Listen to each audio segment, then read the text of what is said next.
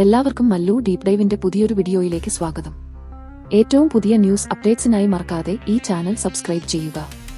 Operation സിന്ദൂറിന്റെ ഭാഗമായി പ്രതിരോധ മന്ത്രി രാജ്നാഥ് സിംഗ് വെള്ളിയാഴ്ച ഡൽഹിയിലെ സൗത്ത് ബ്ലോക്കിൽ ഉയർന്ന തല യോഗം വിളിച്ചു ചേർന്ന് ഇന്ത്യയുടെ വെസ്റ്റേൺ അതിർത്തിയിലുള്ള സുരക്ഷാ സാഹചര്യവും സായുധ സേനയുടെ ഓപ്പറേഷൻ തയ്യാറെടുപ്പും വിലയിരുത്തി. പ്രതിരോധ മേധാവി ജനറൽ അനിൽ ചൌഹാൻ, സേനാ മേധാവി ജനറൽ ഉപേന്ദ്ര ദ്വിവേദി, നേവൽ മേധാവി അഡ്മിറൽ ദിനേശ് കെ ത്രിപാഠി, വ്യോമസേന മേധാവി air chief marshal A B Singh, പ്രതിരോധ സെക്രട്ടറി രാജേഷ് കുമാർ സിംഗ് എന്നിവരും യോഗത്തിൽ പങ്കെടുത്തു.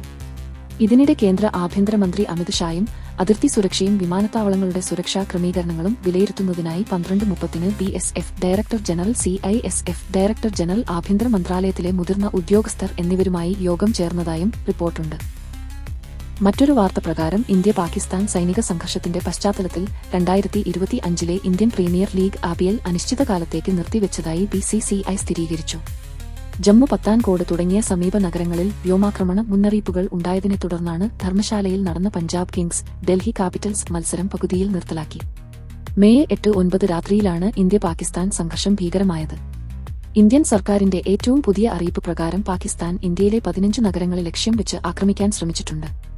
എന്നാൽ ഈ ആസൂത്രിത ആക്രമണങ്ങൾ ഇന്ത്യൻ സൈന്യത്തിന്റെ തന്ത്രപരമായ ഇടപെടലിലൂടെ തടയാൻ സാധിച്ചു. ജമ്മു കശ്മീരിലെ പഹൽഗാമിൽ നടന്ന ഭീകരാക്രമണത്തിൽ 26 പേർ കൊല്ലപ്പെട്ടതിന് പ്രതികരണമായി ഇന്ത്യ പാകിസ്ഥാനിലുള്ള 9 ഭീകരരെ ലക്ഷ്യമിട്ട് ഓപ്പറേഷൻ സിന്ദൂർ നടപ്പിലാക്കിയതോടെയാണ് ഇരുരാജ്യങ്ങളും തമ്മിലുള്ള സംഘർഷം അതീവ ഗുരുതരമായത്. അപ്പോൾ ഇതുപോലത്തെ കൂടുതൽ ന്യൂസ് അപ്ഡേറ്റ്സിനായി ഈ ചാനൽ മറക്കാതെ സബ്സ്ക്രൈബ് ചെയ്യുക.